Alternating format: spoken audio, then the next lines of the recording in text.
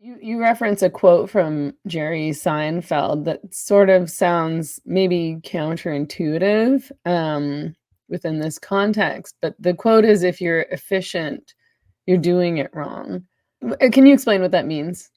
So this refers to what we were saying earlier about meandering, right? And how rather than like late bloomers, they don't do that thing where they get a job and they go up one rung on the ladder every year until they become VP. They sort of drift around a bit.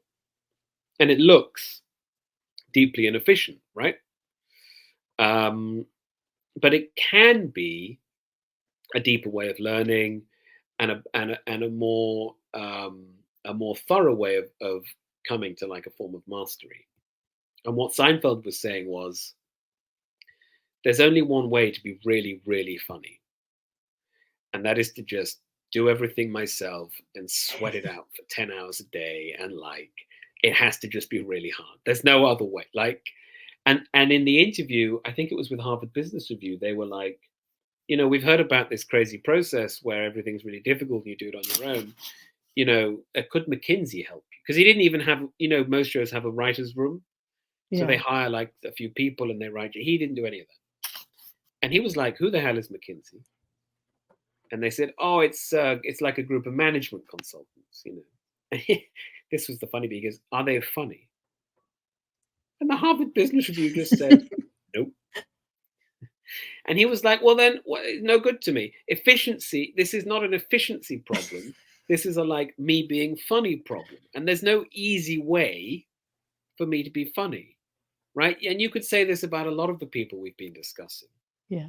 There is no like efficiency problem in being Margaret Thatcher. There's a like battling through for 50 years problem. Like, is there a more efficient way to become the sort of 70-year-old woman who like solo explores the British Columbian coast and like faces down bears on your own? No, obviously not.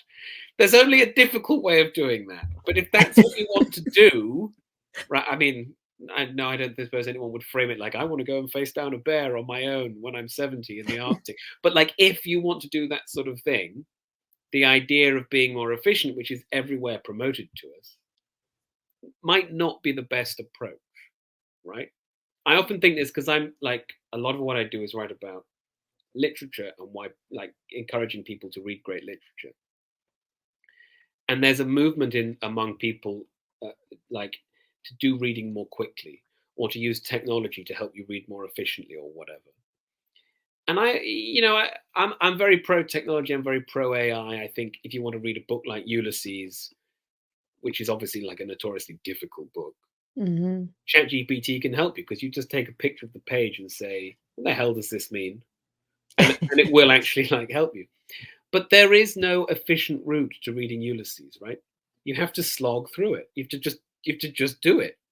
And the more you like make it efficient and like get summaries or whatever, Yeah. the less you've actually read it. Yeah. And I think there's a lot of stuff about late bloomers where it's like, the more efficient you make it, the less you might be doing the thing it is that you wanted to do. And it's kind of a trade-off that isn't always appreciated. Like, let's say you want to write a book. I use this example because I've written a book. There are lots of ways you can make it more efficient, but those are not guaranteed to make it a better book. Yeah.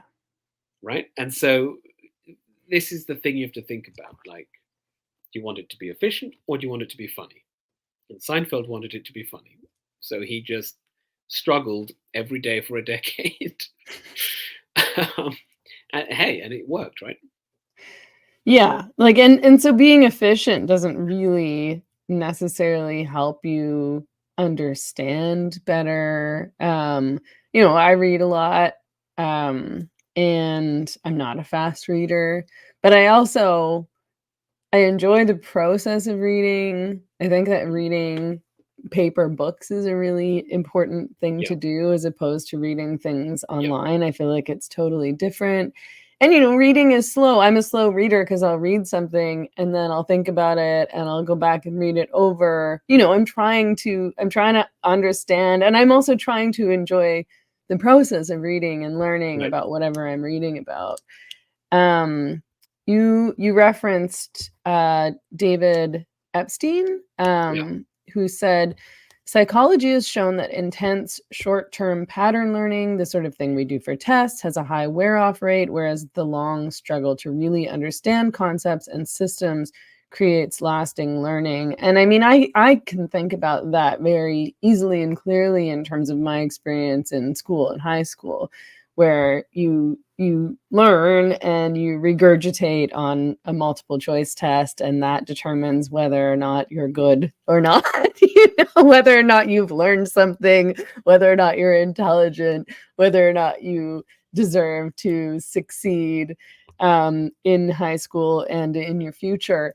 And I was really, really bad at that, and I hated it. And I also even at that time felt that it was without value. And I've never had a good memory. I'm good at understanding concepts, but I'm not good at memorizing and regurgitating information at all.